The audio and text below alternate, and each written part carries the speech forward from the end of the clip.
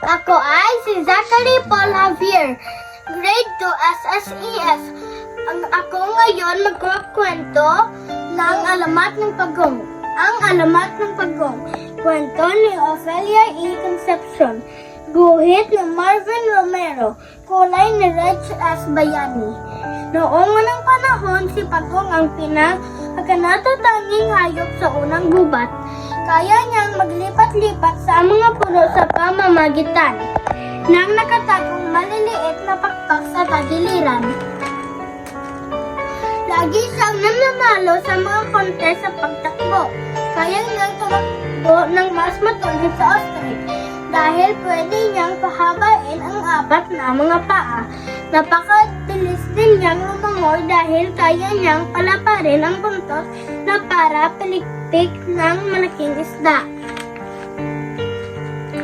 Dahil sa mga katangian, hiniring siya ng Diyosa ng unang gubat na mamuno sa kanyang konseho.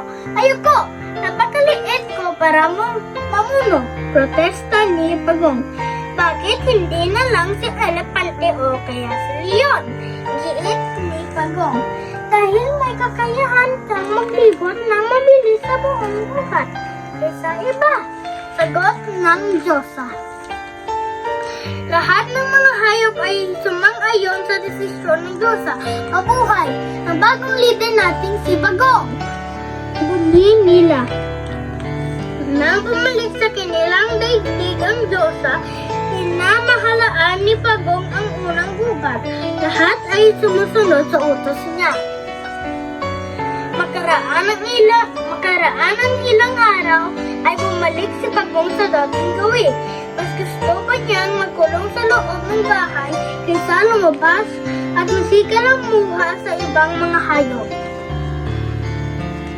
Si Leon ang hinutusan niya ang humalili sa kanya. Karamihan sa konseho ay agaw makinig sa akin. Kailangan mo nang dumalo lalo pat nakataya.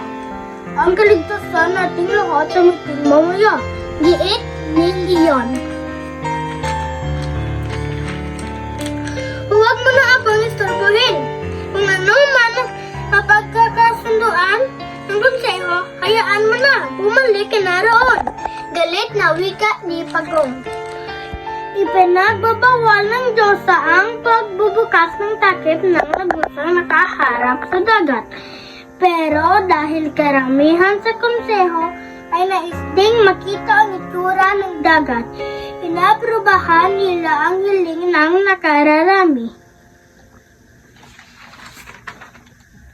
Dumating ang panganib, bisang napakalaking alon ang sumalakay malayang nakapasok ang rumagirisang tubig dagat na halos sumira sa unang gubat.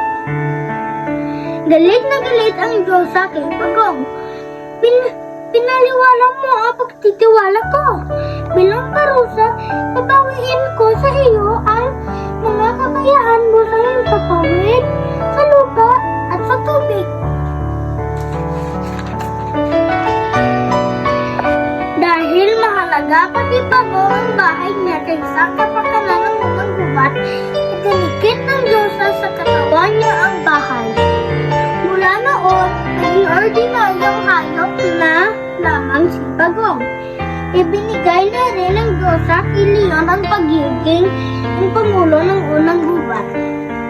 Huli na nang matuklasan ni Pagong na hindi tama ang mag-aksaya ng oras sa wala kabuluhang bagay. Ngayon ay dala-dala niya ang kanyang bahay saan man siya magpunta. Ang tagpuan ng ang alamat na Pagong ay noong unang panahon sa unang gubat. Ang mga tauhan sa kwento ay sina Pagong, Diyosa, Leon, elepante at iba pang mga hayop sa konseho. Ang tema ng ang alamat na Pagong ay tungkol sa pagiging responsable at hindi pag-aksaya ng oras.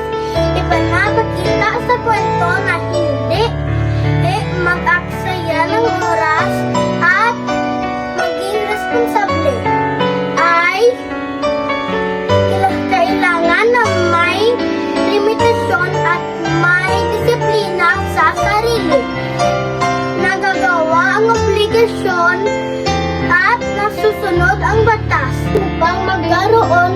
o ng ligtas, payapa at maayos na pamumuhay.